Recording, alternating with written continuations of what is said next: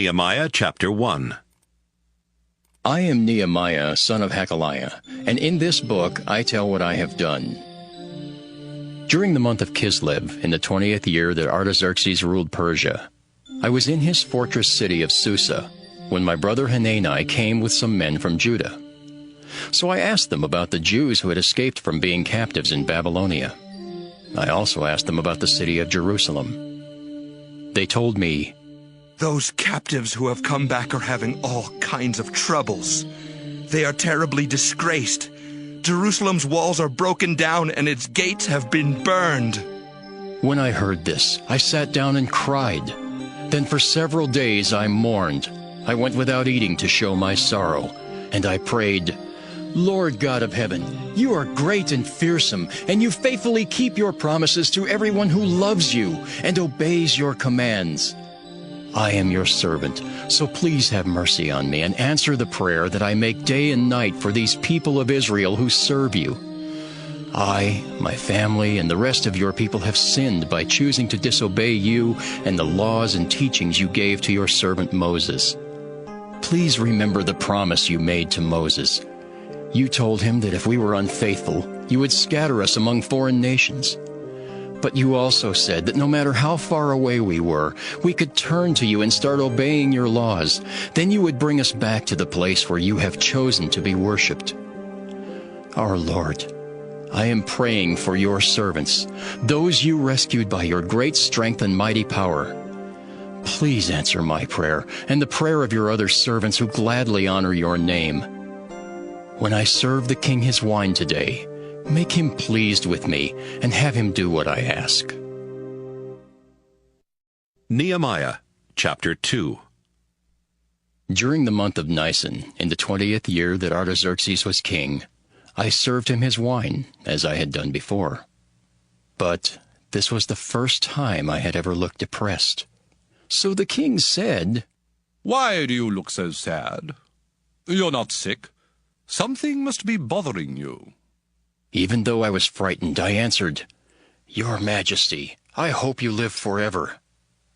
I feel sad because the city where my ancestors are buried is in ruins, and its gates have been burned down." The king asked, "What do you want me to do?" I prayed to the God who rules from heaven. Then I told the king, "Sir, if it's all right with you, please send me back to Judah so that I can rebuild the city where my ancestors are buried." The queen was sitting beside the king when he asked me, "How long will it take? And when will you be back?" The king agreed to let me go, and I told him when I would return. Then I asked, "Your Majesty, would you be willing to give me letters to the governors of the provinces west of the Euphrates River so that I can travel safely to Judah? I will need timber to rebuild the gates of the fortress near the temple, and more timber to construct the city wall and to build a place for me to live. And so I would appreciate a letter to Asaph, who is in charge of the royal forest." God was good to me, and the king did everything I asked. The king sent some army officers and cavalry troops along with me, and as I traveled through the western provinces, I gave the letters to the governors.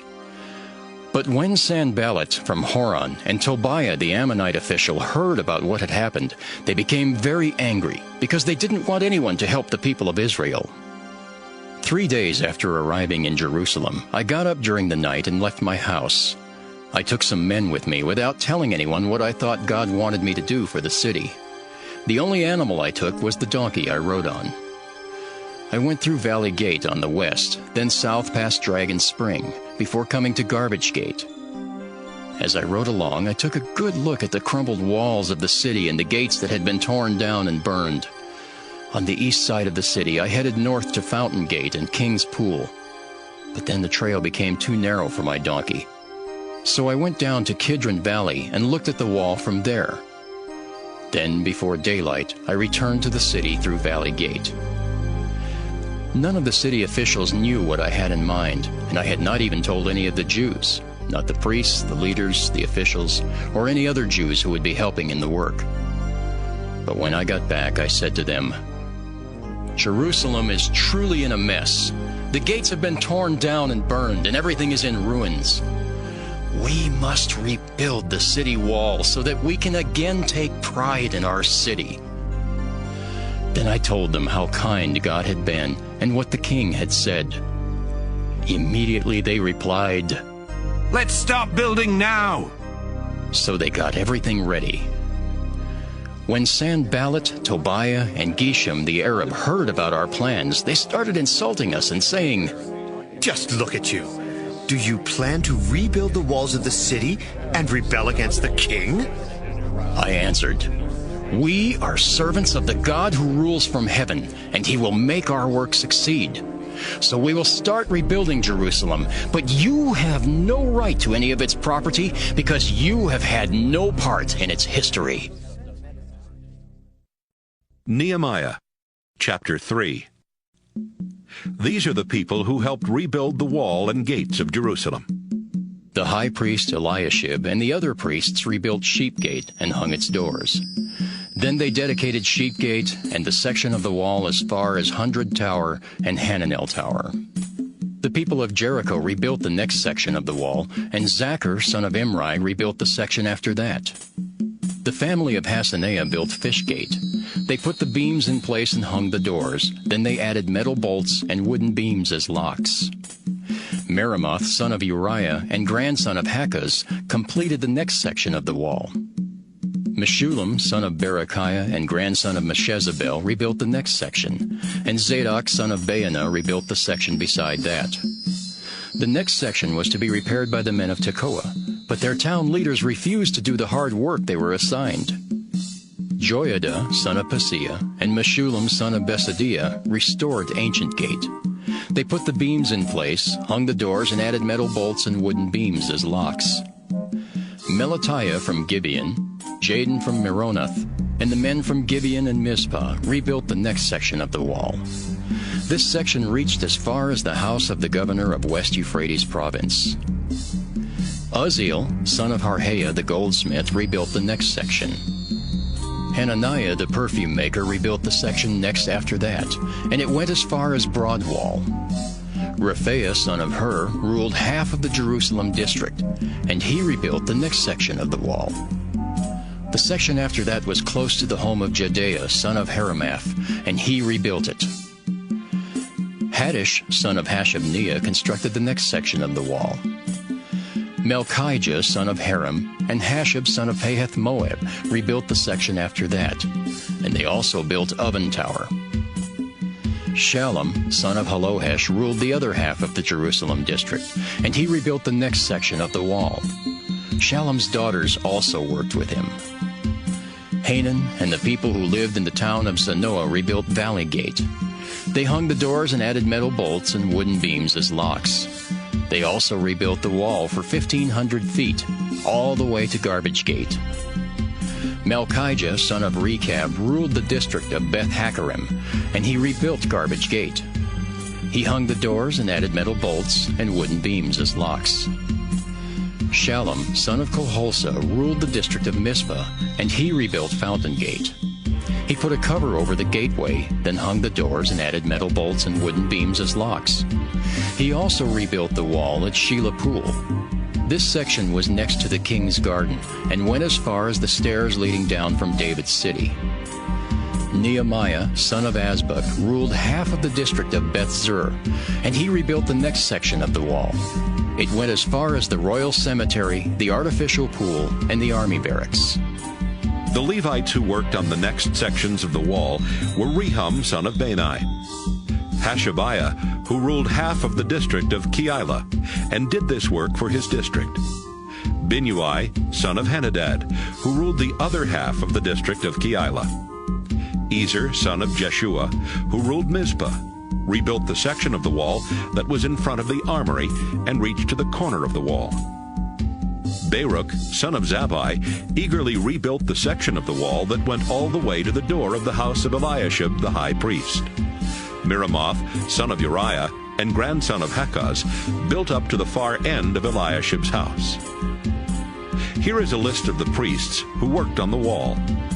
Priests from the region around Jerusalem rebuilt the next section of the wall. Benjamin and Hashab rebuilt the wall in front of their own houses. Azariah, who was the son of Maaseiah and the grandson of Ananiah, rebuilt the section in front of his house. Binnui, son of Henadad, rebuilt the section of the wall from Azariah's house to the corner of the wall. Palal, son of Uzziah, rebuilt the next section, which began at the corner of the wall and the tower of the upper palace near the court of the guard. Pedaiah, son of Parosh, rebuilt the next section of the wall. He stopped at a place near the water gate on the east and the tower guarding the temple. This was close to a section in the city called Ophel, where the temple workers lived.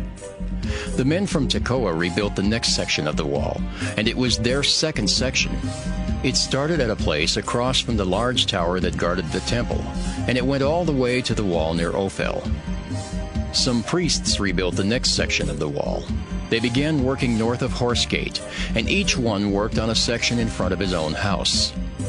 Zadok, son of Immer, rebuilt the wall in front of his house. Shemaiah, son of Shechaniah, who looked after the east gate, rebuilt the section after that.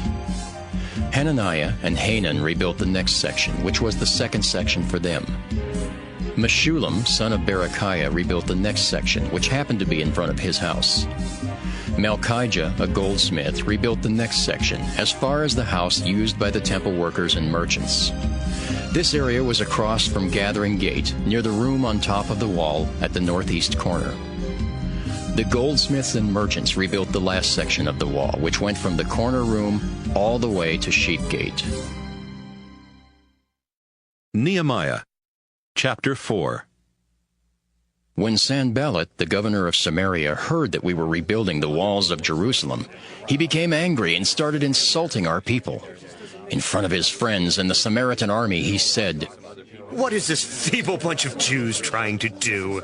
Are they going to rebuild the wall and offer sacrifices all in one day? Do they think they can make something out of this pile of scorched stones?"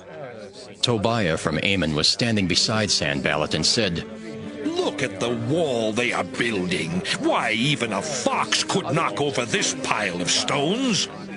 But I prayed, "Our God, these people hate us and have wished horrible things for us.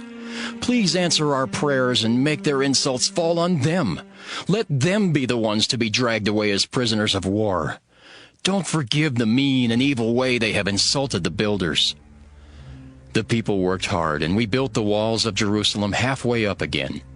But Sanballat, Tobiah, the Arabs, the Ammonites, and the people from the city of Ashdod saw the walls going up and the holes being repaired. So they became angry and decided to stir up trouble and to fight against the people of Jerusalem. But we kept on praying to our God, and we also stationed guards day and night. Meanwhile, the people of Judah were singing a sorrowful song. So much rubble for us to haul, worn out and weary, will we ever finish this wall? Our enemies were saying, Before those Jews know what has happened, we'll sneak up and kill them and put an end to their work. On at least 10 different occasions, the Jews living near our enemies warned us against attacks from every side, and so I sent people to guard the wall at its lowest places and where there were still holes in it. I placed them according to families, and they stood guard with swords and spears and with bows and arrows. Then I looked things over and told the leaders, the officials, and the rest of the people, "Don't be afraid of your enemies. The Lord is great and fearsome, so think of Him and fight for your relatives and children, your wives and homes." Our enemies found out that we knew about their plot against us, but God kept them from doing what they had planned. So we went back to work on the wall. From then on, I let half of the young men work while the other half stood guard. They wore armor and had spears and shields as well as bows and arrows. The leaders helped the workers who were rebuilding the wall. Everyone who hauled building materials kept one hand free to carry a weapon. Even the workers who were rebuilding the wall strapped on a sword. The worker who was to blow the signal trumpet stayed with me. I told the people and their officials and leaders, "Our work is so spread out that we are a long way from one another. If you hear the sound of the trumpet, come quickly and gather around me. Our God will help us fight." Every day, from dawn to dark, half of the workers rebuilt the walls, while the rest stood guard with their spears. I asked the men in charge and their workers to stay inside Jerusalem and stand guard at night. So they guarded the city at night and worked during the day. I even slept in my work clothes at night. My children, the workers, and the guards slept in theirs as well. And we always kept our weapons close by. Nehemiah, chapter 5. Some of the men and their wives complained about the Jews in power and said, "We have large families, and it takes a lot of grain merely to keep them alive." Others said, "During the famine, we even had to mortgage our fields, vineyards, and homes to them in order to buy grain." Then others said, "We had to borrow money from those in power to pay the government tax on our fields and vineyards."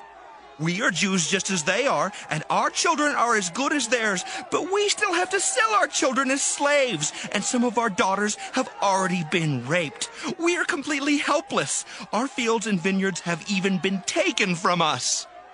When I heard their complaints and their charges, I became very angry.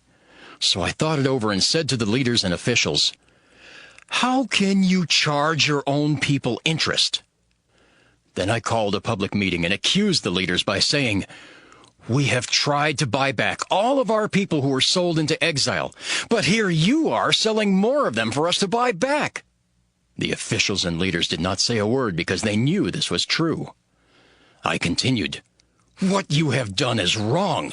We must honor our God by the way we live so the Gentiles can't find fault with us.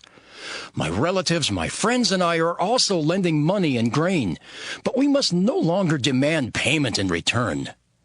Now give back the fields, vineyards, olive orchards, and houses you have taken, and also the interest you have been paid." The leaders answered, "We will do whatever you say and return their property without asking to be repaid." So I made the leaders promise in front of the priests to give back the property.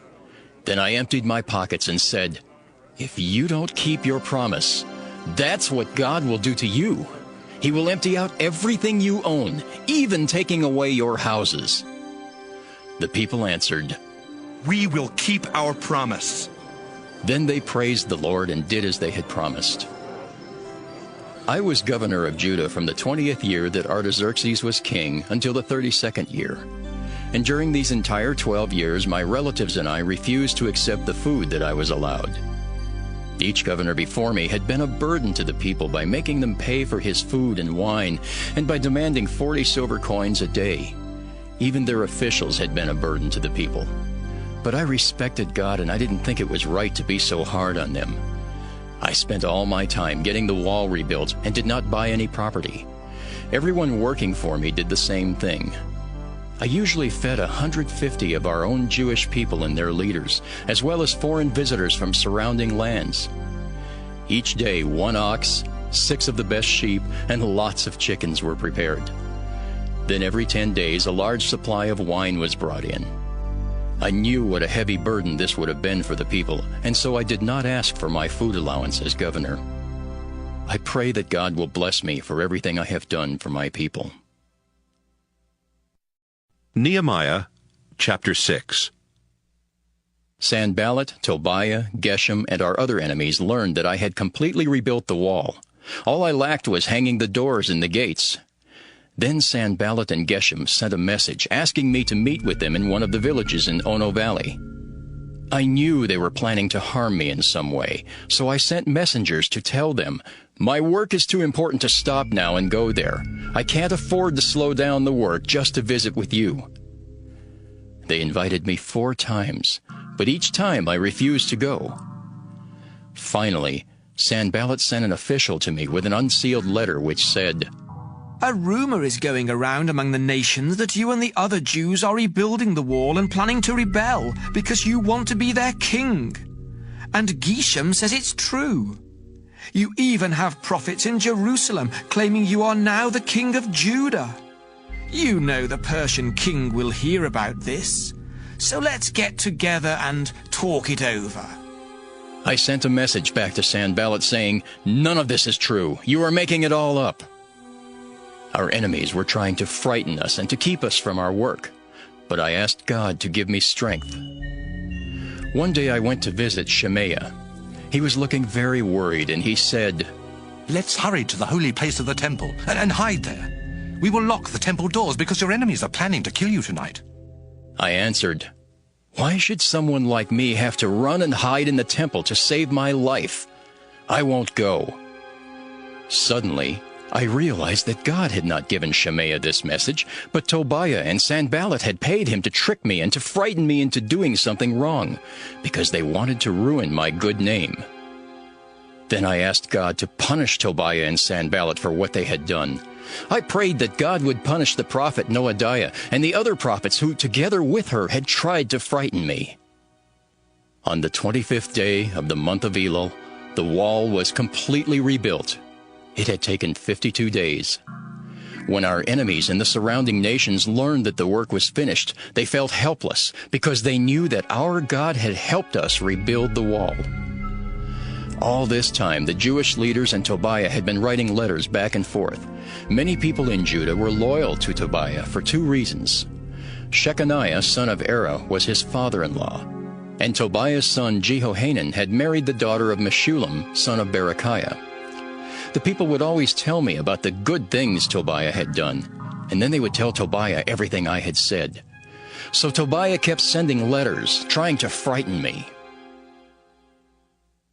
Nehemiah chapter 7. After the wall had been rebuilt and the gates hung, then the temple guards, the singers, and the other Levites were assigned their work. I put my brother Hanani in charge of Jerusalem, along with Hananiah, the commander of the fortress, because Hananiah could be trusted, and he respected God more than most people did. I said to them, "Don't let the gates to the city be opened until the sun has been up for a while, and make sure that they are closed and barred before the guards go off duty at sunset. Choose people from Jerusalem to stand guard at different places around the wall, and others to stand guard near their own houses." Although Jerusalem covered a large area, not many people lived there, and no new houses had been built. So God gave me the idea to bring together the people, their leaders, and officials, and to check the family records of those who had returned from captivity in Babylonia after having been taken there by King Nebuchadnezzar. About this time, I found records of those who had been the first to return to Jerusalem from Babylon province. By reading these records, I learned that they settled in their own hometowns, and that they had come with Zerubbabel, Joshua, Nehemiah, Azariah, Rehemiah, Nehemiah, Mordecai, Bilshan, Mispirith, Bigvai, Nehem, and Baanah. Here is how many had returned from each family group. 2,172 from Parosh, 372 from Shephatiah, 652 from Era, 2,818 from Pahath Moab, who were all descendants of Jeshua and Joab, 1,254 from Elam, 845 from Zatu, 760 from Zakkai, 648 from Binnui, 628 from Bebai, 2,322 from Asgad, 667 from Adonikam, 2,067 from Bigvai, 655 from Adin, 98 from Ater, also known as Hezekiah, 328 from Hashem, 324 from Bezai, 112 from Hariph, and 95 from Gibeon. Here is how many people returned whose ancestors had come from the following towns. 188 from Bethlehem and Netophah, 128 from Anathoth, 42 from Beth Asmaveth, 743 from Kiriath Jearim, Kephirah, and Beeroth, 621 from Ramah and Geba, 122 from Michmash, 123 from Bethel and Ai, 52 from Nebo, 1,254 from Elam, 320 from Haram, 345 from Jericho, 721 from Lod, Hadid, and Ono, and 3,930 from Sanaah. Here is how many returned from each family of priests. 973 descendants of Jeshua from Judea, 1,052 from Immer, 1,247 from Pashur, and 1,017 from Haram. Here is how many returned from the families of Levites.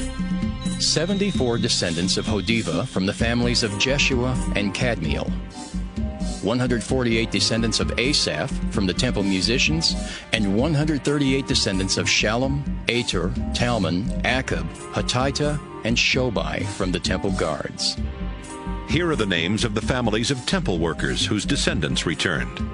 Ziha, Hasupha, Tabioth, Kiras, Saya, Padan, Labana, Hagabah, Shalmai, Hanan, Giddel, Gahar, Reaiah, Rezin, Nekoda, Gazam, Uzzah, Paseah, Besai, Meunim, Nephusim, Bakbuk, Hakupha, Harhur, Basluth, Mehida, Harsha, Barkos, Sisera, Tema, Neziah, and Hatipha. Here are the names of Solomon's servants whose descendants returned. Sotai, Sopharith, Perida, Jaela, Darkon, Giddel, Shephatiah, Hattil, Pakarith Hazabiam, and Ammon. A total of 392 descendants of temple workers and of Solomon's servants returned. There were 642 who returned from the families of Delaiah, Tobiah, and Nekoda, though they could not prove they were Israelites. They had lived in the Babylonian towns of Tel Melah, Tel Harsa, Kirub, Adon, and Immer. The families of Hobaiah, Hakaz, and Barzillai could not prove they were priests.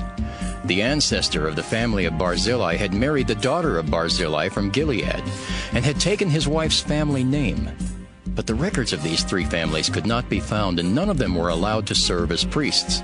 In fact, the governor told them, "You cannot eat the food offered to God until he lets us know if you really are priests."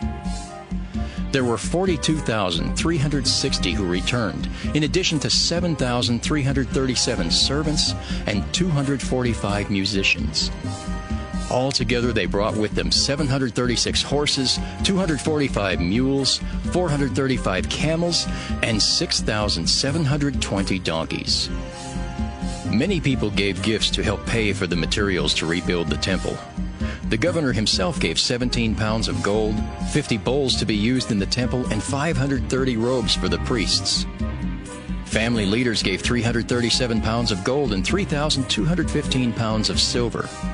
The rest of the people gave 337 pounds of gold, 2,923 pounds of silver, and 67 robes for the priests. And so, by the 7th month, priests, Levites, temple guards, musicians, workers, and many of the ordinary people had settled in the towns of Judah. Nehemiah, chapter 8. On the first day of the 7th month, the people came together in the open area in front of the water gate. Then they asked Ezra, who was a teacher of the law of Moses, to read to them from this law that the Lord had given his people. Ezra, the priest, came with the law and stood before the crowd of men, women, and the children who were old enough to understand. From early morning till noon he read the law of Moses to them, and they listened carefully. Ezra stood on a high wooden platform that had been built for this occasion. Mattathiah, Shema, Anaiah, Uriah, Hilkiah, and Maaseiah were standing to his right, while Pedaiah, Mishael, Malchijah, Hashem, Hashbaddanah, Zechariah, and Meshullam were standing to his left. Ezra was up on the high platform where he could be seen by everyone, and when he opened the book, they all stood up. Ezra praised the great Lord God, and the people shouted, "Amen! Amen!" Then they bowed with their faces to the ground and worshipped the Lord. After this, the Levites, Jeshua, Bani, Sherebiah, Jamin, Akab, Shabbathai, Hodiah, Maaseiah, Kelita, Azariah, Jozabad, Hanan, and Pelaiah went among the people, explaining the meaning of what Ezra had read. The people started crying when God's law was read to them. Then Nehemiah the governor, Ezra the priest and teacher, and the Levites who had been teaching the people all said, "This is a special day for the Lord your God, so don't be sad and don't cry." Nehemiah told the people, Enjoy your good food and wine, and share some with those who didn't have anything to bring. Don't be sad. This is a special day for the Lord, and He will make you happy and strong." The Levites encouraged the people by saying, "This is a sacred day, so don't worry or mourn." When the people returned to their homes, they celebrated by eating and drinking and by sharing their food with those in need, because they had understood what had been read to them. On the second day of the 7th month, the leaders of all the family groups came together with the priests and Levites, so Ezra could teach them the law that the Lord had given to Moses. They learned from the law that the people of Israel were to live in shelters when they celebrated the festival in the 7th month of the year. They also learned that they were to go into the woods and gather branches of leafy trees such as olives, myrtles, and palms for making these shelters.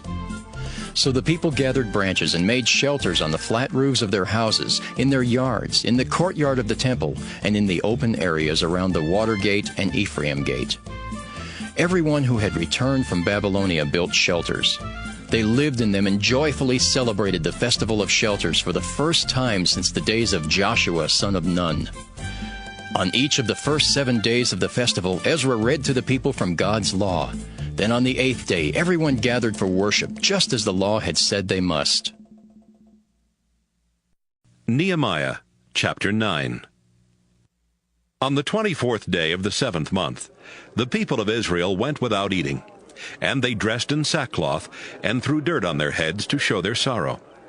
They refused to let foreigners join them, as they met to confess their sins and the sins of their ancestors.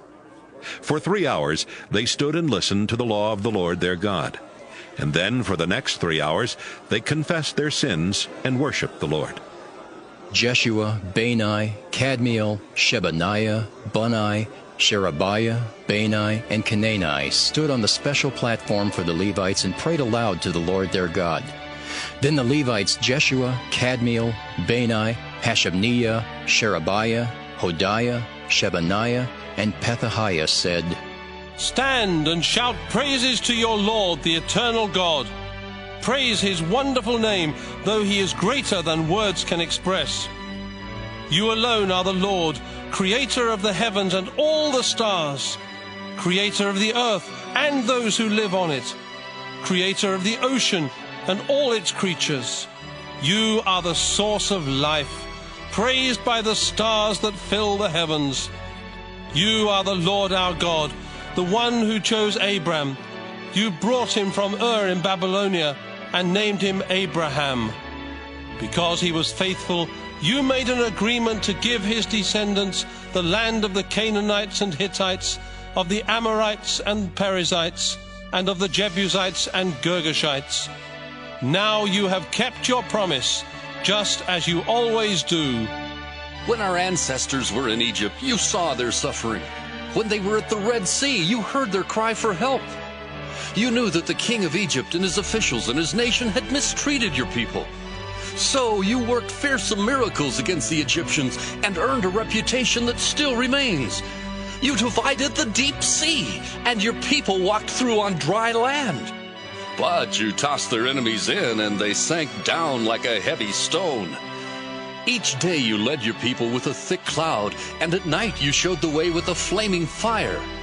At Sinai you came down from heaven, and you gave your people good laws and teachings that are fair and honest. You commanded them to respect your holy Sabbath, and you instructed your servant Moses to teach them your laws. When they were hungry, you sent bread from heaven, and when they were thirsty, you let water flow from a rock. Then you commanded them to capture the land that you had solemnly promised. Our stubborn ancestors refused to obey. They forgot about the miracles you had worked for them, and they were determined to return to Egypt and become slaves again. But, our God, you are merciful and quick to forgive. You are loving, kind, and very patient. So you never turned away from them, not even when they made an idol shaped like a calf and insulted you by claiming, "This is the God who rescued us from Egypt." Because of your great mercy, you never abandoned them in the desert, and you always guided them with a cloud by day and a fire at night. Your gentle spirit instructed them, and you gave them manna to eat and water to drink. You took good care of them, and for 40 years they never lacked a thing. Their shoes didn't wear out, and their feet were never swollen. You let them conquer kings and take their land, including King Sihon of Heshbon and King Og of Bashan. You brought them into the land that you had promised their ancestors, and you blessed their nation with people that outnumbered the stars in the sky. Then their descendants conquered the land. You helped them defeat the kings and nations and treat their enemies however they wished. They captured strong cities and rich farmland. They took furnished houses, as well as cisterns, vineyards, olive orchards, and numerous fruit trees. They ate till they were satisfied, and they celebrated your abundant blessings. In spite of this, they rebelled and disobeyed your laws.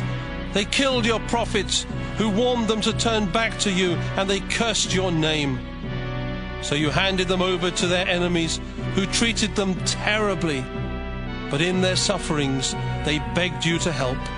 From heaven you listened to their prayers, and because of your great mercy, you sent leaders to rescue them.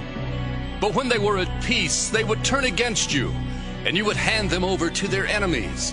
Then they would beg for help, and because you were merciful, you rescued them over and over again. You warned them to turn back and discover true life by obeying your laws. But they stubbornly refused and continued to sin. For years you were patient, and your spirit warned them with messages spoken by your prophets.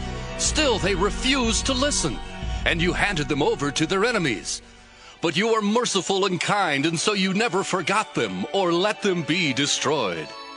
Our God, you are powerful, fearsome, and faithful, always true to your word. So please keep in mind the terrible sufferings of our people, kings, leaders, priests, and prophets, from the time Assyria ruled until this very day. You have always been fair when you punished us for our sins. Our kings, leaders, and priests have never obeyed your commands or heeded your warnings. You blessed them with a kingdom and with an abundance of rich, fertile land, but they refused to worship you or turn from their evil. Now we are slaves in this fruitful land you gave to our ancestors. Its plentiful harvest is taken by kings you placed over us because of our sins. Our suffering is unbearable because they do as they wish to us and our livestock. And so a firm agreement was made that had the official approval of the leaders, the Levites, and priests. Nehemiah, chapter 10. As governor, I signed the agreement together with Zedekiah and the following priests: Seraiah, Azariah, Jeremiah, Pashur, Amariah, Malchijah, Hattush, Shebaniah, Malach, Haram, Meremoth, Obadiah, Daniel, Ginnathan, Barak, Meshullam, Abijah, Mijamin, Maaziah, Bilgai, and Shemaiah. The Levites who signed were Jeshua, son of Azaniah, Binnui from the clan of Henadad, Kadmiel, Shebaniah, Hodiah, Kelita, Pelaiah, Hanan, Micah, Rehab, Hashabiah, Zachar, Sherebiah, Shebaniah, Hodiah, Bani, and Beninu. The leaders who signed were Parosh, Pahath-Moab, Elam, Zatu, Bani, Bunai, Asgad, Bebai, Adonijah, Bigvai, Adin, Ater, Hezekiah, Azar, Hodiah, Hashem, Bezai, Hariph, Anathoth, Nebai, Magpiash, Meshullam, Hezer, Meshezabel, Zadok, Jaddua, Pelatiah, Hanan, Anaiah, Hoshea, Hananiah, Hashab, Halohesh, Pilha, Shobek, Rehum, Hashabnah, Maaseiah, Ahiah, Hanan, Anan, Malach, Haram, and Baanah. All of us, including priests, Levites, temple guards, singers, temple workers, and leaders, together with our wives and children, have separated ourselves from the foreigners in this land and now enter into an agreement with a complete understanding of what we are doing. And so, we now place ourselves under the curse of the Lord our God if we fail to obey His laws and teachings that were given to us by His servant Moses. We won't let our sons and daughters marry foreigners. We won't buy goods or grain on the Sabbath or on any other sacred day, not even from foreigners. Every 7 years we will let our fields rest, and we will cancel all debts. Once a year we will each donate a small amount of silver to the temple of our God. This is to pay for the sacred bread as well as for the daily sacrifices and special sacrifices, such as those offered on the Sabbath and during the New Moon Festival and the other festivals. It will also pay for the sacrifices to forgive our sins and for all expenses connected with the worship of God in the temple. We have decided that the families of priests, Levites, and ordinary people will supply firewood for the temple each year, so that sacrifices can be offered on the altar, just as the Lord our God had commanded. Each year, we will bring to the temple the first part of our harvest of grain and fruit. We will bring our firstborn sons and the firstborn males of our herds and flocks and offer them to the priests who serve in the temple, because this is what is written in God's law. To the priests in the temple of our God, we will bring the bread dough from the first harvest, together with our best fruit and an offering of new wine and olive oil. We will bring 10% of our grain harvest to those Levites who are responsible for collecting it in our towns. A priest from the family of Aaron must be there when we give this to the Levites. Then the Levites will put 1/10 of this part in the temple storeroom, which is also the place for the sacred objects used by the priests, the temple guards, and the singers. Levites and everyone else must bring their gifts of grain, wine, and olive oil to this room. We will not neglect the temple of our God. Nehemiah chapter 11. The nation's leaders and their families settled in Jerusalem, but there was room for only 1 out of every 10 of the remaining families, and so they asked God to show them who would live there. Then everyone else asked God to bless those who were willing to live in Jerusalem. Some of the people of Israel, the priests, the Levites, the temple workers, and the descendants of Solomon's servants, lived on their own property in the towns of Judah. But the leaders of the province lived in Jerusalem with their families. From the Judah tribe, 2 leaders settled in Jerusalem with their relatives. One of them was Athaiah, son of Uzziah. His ancestors were Zechariah, Amariah, Shephatiah, Mahalalel, and Perez, the son of Judah. From the descendants of Perez, 468 of the best men lived in Jerusalem. The other leader from Judah was Maaseiah, the son of Barak. His ancestors were Kohosah, Hosea, Adaiah, Joiarib, Zechariah, and Shelah, the son of Judah. From the Benjamin tribe, 3 leaders settled in Jerusalem. The first was Sallu, son of Meshullam, and the others were Gabai and Sallai. Sallu's ancestors were Joed, Pedaiah, Kolaiah, Maaseiah, Ithiel, and Jeshiah. Altogether, there were 928 men of the Benjamin tribe living in Jerusalem. Joel, son of Zichri, was their leader, and Judah, son of Hasenuah, was second in command. 4 priests settled in Jerusalem. The first was Jedaiah. He was the son of Joiarib and the uncle of Jachin. The second priest to settle there was Seraiah, son of Hilkiah. His ancestors were Meshullam, Zadok, Meraioth, and Ahitub, who had been a high priest. Altogether, there were 822 from his clan who served in the temple. The third priest to settle there was Adaiah, son of Jeroham.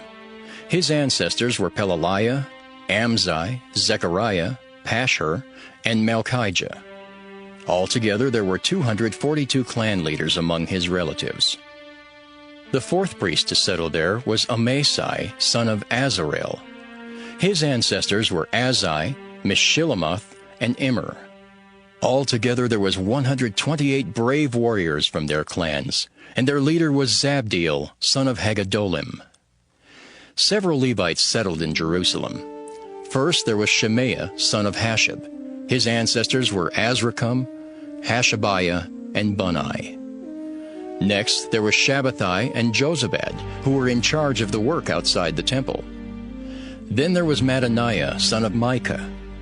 His ancestors were Zabdi and Asaph.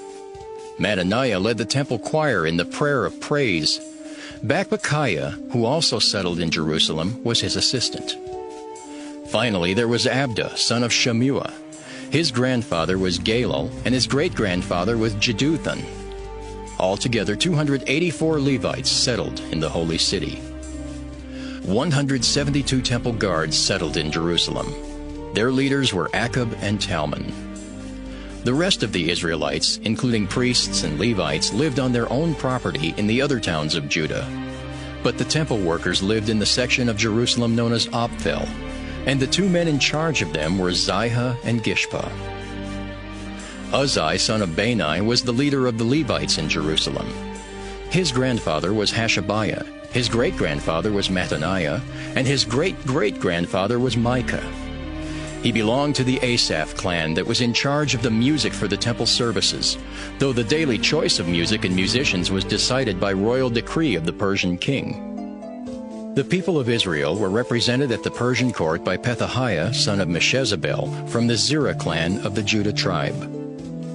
Some of the people of Judah lived in the following towns near their farms: Kiriath Arba, Dibon, Jekabzeel, Jeshua, Moladah, Beth Pelet, Hazer Shul, Beersheba, Ziklag, Mekona, and Rimmon, Zorah, Jarmuth, Zanoah, Adullam, Lachish, Azekah. In fact, they settled the towns from Beersheba in the south to Hinnom Valley in the north. The people of Benjamin lived in the towns of Geba, Michmash, Ajah, Bethel with its nearby villages, Anathoth, Nob, Ananiah, Hazor, Ramah, Gideam, Hadid, Zeboim, Nebalat, Lod, and Ono, as well as in Craft Valley. Several groups of Levites from the territory of Judah were sent to live among the people of Benjamin. Nehemiah, chapter 12. Many priests and Levites had returned from Babylonia with Zerubbabel and Joshua as their leaders. Those priests were Seraiah, Jeremiah, Ezra, Amariah, Malach, Haddish, Shechaniah, Rehum, Meremoth, Iddo, Ginnathoi, Abijah, Mijamin, Maadiah, Bilgah, Shemaiah, Joiarib, Jedaiah, Salu, Amok, Hilkiah, and another Jedaiah. These were the leading priests and their assistants during the time of Joshua. The Levites who returned were Jeshua, Binnui, Kadmiel, Sherebiah, Judah, and Mattaniah. They and their assistants were responsible for the songs of praise, while Bakbukiah and Ono, together with their assistants, were responsible for the choral responses. Joshua was the father of Joachim, the grandfather of Eliashib, and the great-grandfather of Joiada. Joiada was the father of Jonathan and the grandfather of Jaddua.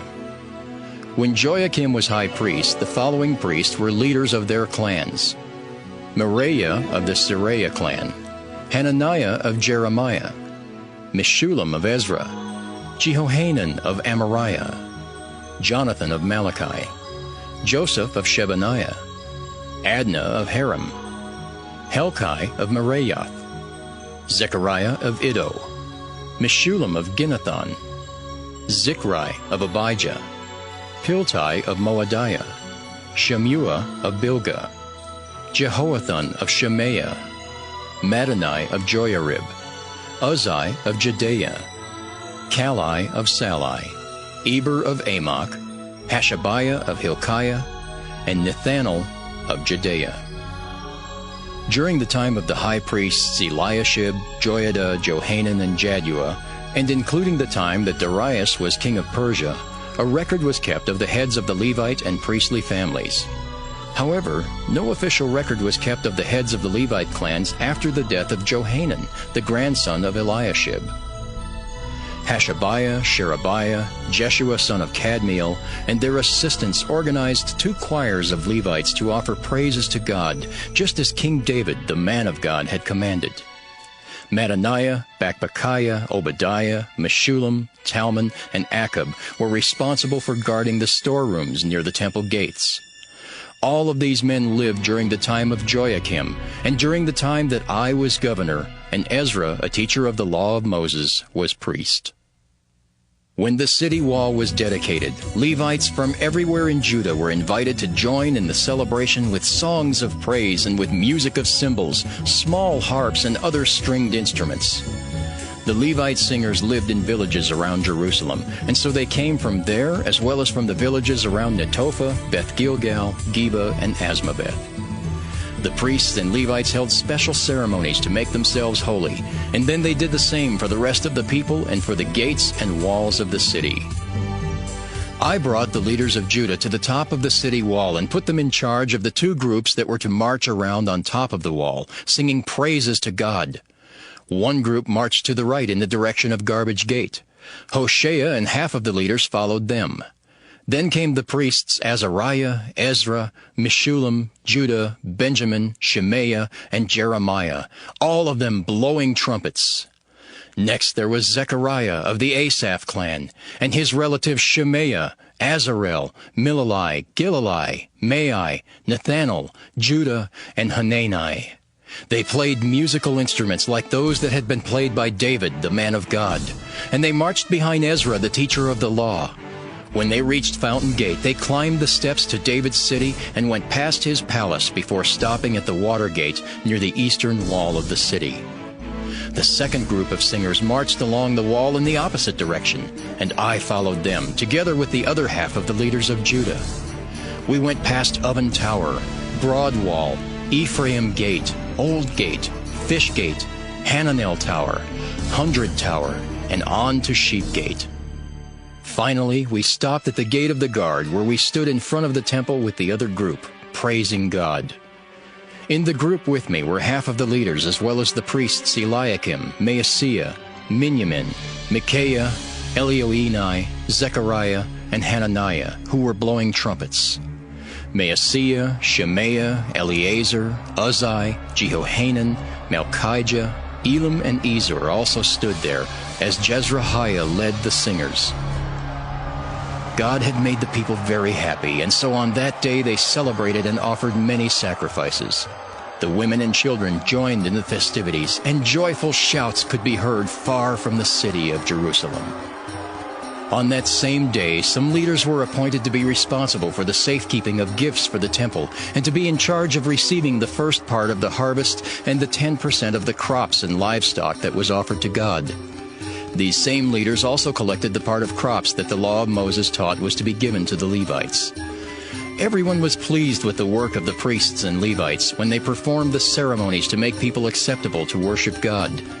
And the singers and the temple guards did their jobs according to the instructions given by David and his son Solomon. In fact, ever since the days of David and Asaph, there had been song leaders and songs of praise and worship. During the time that Zerubbabel and I were in charge, everyone in Israel gave what they were supposed to give for the daily needs of the singers and temple guards from the Levi tribe. Then the Levites would give the priests their share from what they had received. Nehemiah, chapter 13. On that day, when the law of Moses was read aloud to everyone, it was discovered that Ammonites and Moabites were forbidden to belong to the people of God. This was because they had refused to give food and water to Israel and had hired Balaam to call down a curse on them. However, our God turned the curse into a blessing. Following the reading of the law of Moses, the people of Israel started sending away anyone who had any foreign ancestors. The priest Eliashib was a relative of Tobiah and had earlier been put in charge of the temple storerooms. So he let Tobiah live in one of these rooms, where all kinds of things had been stored: the grain offerings, incense, utensils for the temple, as well as the tenth of the grain, wine, and olive oil that had been given for the use of the Levites, singers, and temple guards, and the gifts for the priests. This happened in the 32nd year that Artaxerxes ruled Babylonia. I was away from Jerusalem at the time because I was visiting him. Later I received permission from the king to return to Jerusalem. Only then did I find out that Eliashib had done this terrible thing of letting Tobiah have a room in the temple. It upset me so much that I threw out every bit of Tobiah's furniture. Then I ordered the room to be cleaned and the temple utensils, the grain offerings, and the incense to be brought back into the room. I also found out that the temple singers and several other Levites had returned to work on their farms because they had not been given their share of the harvest. I called the leaders together and angrily asked them, "Why is the temple neglected?" Then I told them to start doing their jobs. After this, everyone in Judah brought a tenth of their grain, wine, and olive oil to the temple storeroom. Finally, I appointed 3 men with good reputations to be in charge of what was brought there and to distribute it to the others. They were Shelemiah the priest, Zadok the teacher of the law, and Pedaiah the Levite. Their assistant was Hanan the son of Zachar and the grandson of Mattaniah. I pray that my God will remember these good things that I have done for his temple and for those who worship there. I also noticed what the people of Judah were doing on the Sabbath. Not only were they trampling grapes to make wine, but they were harvesting their grain, grapes, figs, and other crops, and then loading these on donkeys to sell in Jerusalem. So I warned them not to sell food on the Sabbath. People who had moved to Jerusalem from the city of Tyre were bringing in fish and other things to sell there on the Sabbath. I got angry and said to the leaders of Judah, "This evil you are doing is an insult to the Sabbath. Didn't God punish us and this city because our ancestors did these very same things? And here you are, about to make God furious again by disgracing the Sabbath." I ordered the gates of Jerusalem to be closed on the eve of the Sabbath and not to be opened until after the Sabbath had ended. Then I put some of my own men in charge of the gates to make certain that nothing was brought in on the Sabbath. Once or twice some merchants spent the night outside Jerusalem with their goods. But I warned them, "If you do this again, I'll have you arrested." From then on, they did not come on the Sabbath. I ordered the Levites to make themselves holy and to guard the gates on the Sabbath so that it would be kept holy. God is truly merciful, and I pray that he will treat me with kindness and bless me for doing this. I discovered that some Jewish men had married women from Ashdod, Ammon, and Moab. About half of their children could not speak Hebrew. They spoke only the language of Ashdod or some other foreign language. So in my anger, I called down curses on those men. I had them beaten and even pulled out the hair of some of them. Then I made them promise, "In the name of God, we solemnly promise not to let our sons and daughters marry foreigners. God dearly loved King Solomon of Israel and made him the greatest king on earth. But Solomon's foreign wives led him into sin. So we will obey you and not rebel against our God by marrying foreign women." Jehoiada, the son of the high priest Eliashib, had a son who had married a daughter of Sanballat from Horon, and I forced his son to leave. I pray that God will punish them for breaking their priestly vows and disgracing the Levi tribe. Then I made sure that the people were free from every foreign influence, and I assigned duties for the priests and Levites. I also arranged for the people to bring firewood to the altar each day, and for them to bring the first part of their harvest to the temple. I pray that God will bless me for the good I have done.